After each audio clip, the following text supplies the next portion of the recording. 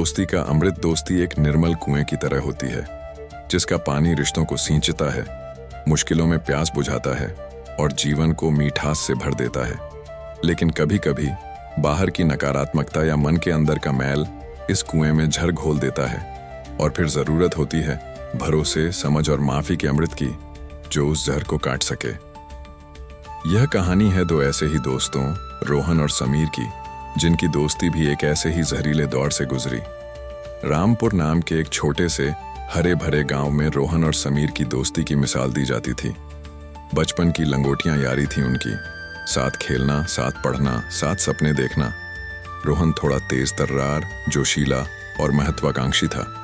उसे जल्दी आगे बढ़ने की चाह थी। वहीं समीर शांत, विचारशील और धैर्यवान था। वह हर कदम सोच समझकर उठाता था, पर इन अलग स्वभावों के बावजूद उनके दिलों में एक दूसरे के लिए गहरा स्नेह और अटूट विश्वास था। गांव के बूढ़े बरगद की छांव में बैठकर दोनों ने मिलकर गांव से बाहर निकलकर शहर में अपना एक छोटा सा कारोबार शुरू करने का सपना देखा था। स्कूल की पढ़ाई पूरी होते ही दोनों ने अपने घर वालों को मनाया, थोड़ी बहुत जमा पूंजी इकट्ठी की और शहर की ओर निकल पड़े। उनका सपना था एक छोटा सा कैफे खोलने का, जहां वे गांव के स्वाद और शहर के अंदाज का मेल परोस सकें। शुरुआती दिन मुश्किलों भरे थे, कम पैसा, शहर का नया माहौल, अनगिनत चुनौतियां, लेकिन उनका जोश और एक दूसरे का साथ उन्हें हिम्मत देता रहा। रोहन अपनी ऊर्जा से ग्राहकों को आकर्षित करता, तो समीर अपनी सूझबूझ से हिसाब किताब और मैनेजमेंट संभालता। धीरे धीरे उनका कैफे गांव की रसोई के नाम से मशहूर होने लगा। लोगों को उनका खाना और उनका दोस्ताना व्यवहार पसंद आने लगा। सब कुछ ठीक चल रहा था। उनकी मेहनत रंग ला रही थी।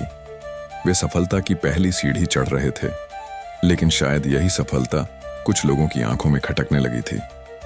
उनके कैफे के पास ही एक पुराना रेस्टोरेंट मालिक था, चंद्रलाल, जिसका धंधा गांव की रसोई के आने से मंदा पड़ गया था। चंद्रलाल स्वभाव से ईर्ष्यालु और कुटिल था। उसने रोहन और समीर की दोस्ती में दरार डालने की सोची। उसने मानो उनकी दोस्ती के निर्मल कुएं में झर घोलने का काम शुरू कर दिया। चंद्रलाल ने पहले रोहन के कान भरने शुरू किए। वह अक्सर रोहन से मिलता और बातों बातों में कहता, रोहन बेटा, तुम तो हीरे हो, सारी मेहनत तुम्हारी, सारा आइडिया तुम्हारा। ये समीर तो बस तुम्हारी मेहनत पर मलाई खा रहा है। हिसाब किताब में भी कुछ गड़बड़ लगता है मुझे। रोहन जोशीला तो था, पर थोड़ा कान का कच्चा भी था। शुरू में उसने चंद्रलाल की बातों को नजरअंदाज किया, लेकिन जब चंद्रलाल ने बार बार यही राग अलापा, तो कहीं न कहीं शक का एक छोटा सा बीज रोहन के मन में पनपने लगा। उधर चंद्रलाल ने समीर से भी मिलना जुलना बढ़ाया। वह समीर से कहता, समीर भाई, तुम कितने समझदार हो, कितना धैर्य है तुम में। ये रोहन तो बच्चा है, बिना सोचे समझे खर्चे करता है, ग्राहकों से ज्यादा घुल मिल जाता है। कहीं ये तुम्हारी सारी मेहनत डुबो ना दे। तुम्हें थोड़ा कंट्रोल रखना चाहिए। समीर शांत था, पर वह दोस्ती को लेकर बहुत संवेदनशील था। उसे लगा कि शायद रोहन सच में लापरवाह हो रहा है और उसे टोकना चाहिए। यह बाहरी जहर अब धीरे धीरे उनके अंदर भी फैलने लगा था।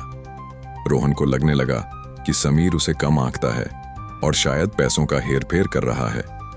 समीर को लगने लगा कि रोहन गैर जिम्मेदार है और उसकी सलाह को महत्व नहीं देता। जो बातें वे पहले खुलकर एक दूसरे से कह देते थे, अब वे मन में रखने लगे। छोटी छोटी बातों पर उनके बीच बहस होने लगी। कैफे के निर्णयों पर मतभेद बढ़ने लगे। ग्राहकों के सामने भी कभी कभी उनकी अनबन जाहिर हो जाती। उनकी आपसी खींचतान का असर कैफे के माहौल और काम पर भी पड़ने लगा। कर्मचारी भी दो गुटों में बांटते महसूस होने लगे। दोस्ती का साफ पानी अब गंदला होने लगा था। वह कुआं जहां से वे ताकत और प्रेरणा लेते थे, अब जहरीला महसूस होने लगा था। एक दिन शहर में एक बड़ा फूड फेस्टिवल आयोजित हुआ। रोहन चाहता था कि वे फेस्टिवल में स्टॉल लगाएं। यह उनके कैफे के प्रचार के लिए सुनहरा मौका था, लेकिन समीर को यह फिजूल खर्ची लगी। उसे लगा कि पहले उन्हें कैफे को और स्थिर करना चाहिए। इस बात पर उनकी जबरदस्त बहस हुई। रोहन ने गुस्से में कह दिया, तुम हमेशा मेरे आइडियाज को रोकते हो। शायद तुम चाहते ही नहीं कि हम आगे बढ़ें। कहीं तुम्हारा हिसाब किताब ही तो गड़बड़ नहीं। ये सुनकर समीर सन्न रह गया। रोहन का उस पर शक करना उसके लिए असहनीय था। उसने भी पलटकर जवाब दिया, हाँ, मैं रोकता हूं तुम्हारी फिजूल खर्ची को। अगर सब कुछ तुम्हारे भरोसे छोड़ दूं तो हम सड़क पर आ जाएंगे। तुम्हें तो बस हवा में उड़ना आता है। ये टकराव इतना बढ़ गया कि दोनों ने कुछ दिनों तक एक दूसरे से बात करना बंद कर दिया। वे कैफे आते, अपना अपना काम करते, लेकिन उनके बीच एक अदृश्य दीवार खड़ी हो गई थी। चंद्रलाल यह सब देखकर मन ही मन खुश हो रहा था। इसी बीच एक सप्लायर ने उन्हें घटिया सामान भेज दिया। पहले ऐसी स्थिति में वे मिलकर सप्लायर से बात करते और मामला सुलझा लेते, लेकिन इस बार तालमेल की कमी के कारण न रोहन ने ध्यान दिया न समीर ने। नतीजा यह हुआ कि कैफे में बने खाने की क्वालिटी गिर गई। ग्राहकों की शिकायतें आने लगीं। सोशल मीडिया पर नकारात्मक रिव्यू आने लगे। जो कैफे कुछ महीने पहले सफलता की ओर बढ़ रहा था, वह अब ढलान पर था। एक शाम कैफे लगभग खाली था। कर्मचारी जा चुके थे। रोहन और समीर दोनों चुपचाप बैठे थे, कैफे की दुर्दशा और अपनी टूटी हुई दोस्ती का मातम मना रहे थे। घाटा इतना बढ़ गया था कि कैफे बंद करने की नौबत आ गई थी। तभी समीर ने धीरे से बोलना शुरू किया। उसकी आवाज में गहरा दर्द था। रोहन, हम कहाँ आ गए हैं? ये कैफे हमारा सपना था। हमने इसे खून पसीने से सींचा था। आज यह क्यों बिखर रहा है? रोहन ने कड़वाहट से कहा, तुम्हारी वजह से। तुमने हमेशा मुझे रोका, मुझ पर भरोसा नहीं किया। और तुमने? समीर ने पलटकर पूछा। तुमने मुझ पर पैसों की हेराफेरी का इल्जाम लगाया। क्या यही था हमारा बचपन का भरोसा?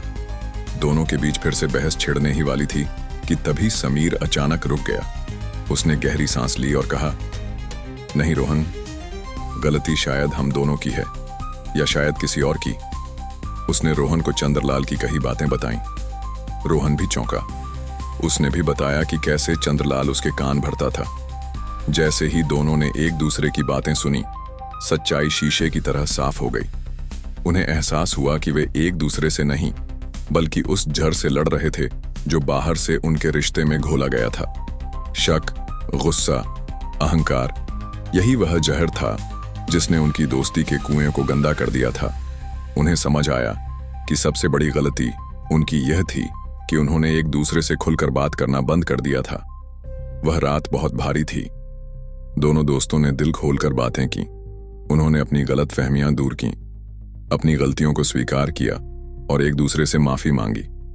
सालों बाद उनकी आंखों में एक दूसरे के लिए वही पुराना विश्वास और स्नेह फिर से छलक आया। उन्होंने तय किया कि वे अपने सपने को मरने नहीं देंगे। वे इस जहर को साफ करेंगे और अपनी दोस्ती के कुएं को फिर से अमृत से भर देंगे। अगले दिन से दोनों नए जोश के साथ काम पर जुट गए। उन्होंने सबसे पहले चंद्रलाल का सामना किया और उसे साफ साफ कह दिया कि वे उसकी चाल समझ चुके हैं और अब उसकी बातों में नहीं आएंगे। फिर उन्होंने मिलकर कैफे की समस्याओं को सुलझाना शुरू किया। सप्लायर बदला, खाने की क्वालिटी सुधारी, ग्राहकों से व्यक्तिगत रूप से माफी मांगी और उनकी शिकायतों को दूर किया। उन्होंने कर्मचारियों के साथ मीटिंग की और उन्हें फिर से एक टीम की तरह काम करने के लिए प्रेरित किया। रास्ता आसान नहीं था। खोया हुआ विश्वास और ग्राहक वापस पाने में समय लगा, लेकिन इस बार वे अकेले नहीं थे। वे फिर से एक थे, एक दूसरे का सहारा, एक दूसरे की ताकत। रोहन का जोश और समीर का धैर्य अब एक दूसरे के पूरक बन गए थे। वे एक दूसरे की सलाह सुनते, सम्मान करते और मिलकर फैसले लेते। धीरे धीरे गांव की रसोई फिर से पटरी पर आने लगी। ग्राहकों का भरोसा लौटा। कैफे फिर से गुलजार हो गया। यह पहले से भी ज्यादा मजबूत था, क्योंकि इसकी नींव अब सिर्फ ईंट पत्थरों पर नहीं, बल्कि एक परखी हुई मजबूत दोस्ती पर टिकी थी। उन्होंने शायद अभी बहुत बड़ी दौलत नहीं कमाई थी, लेकिन उन्होंने अपनी दोस्ती का अनमोल खजाना वापस पा लिया था।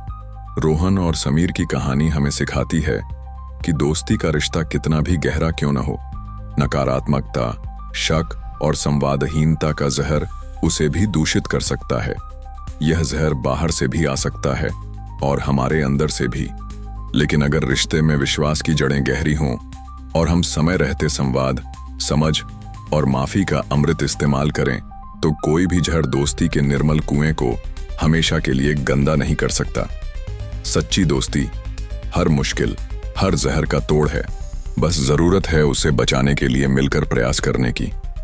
यही दोस्ती की असली ताकत है, यही उसका सच्चा अमृत है।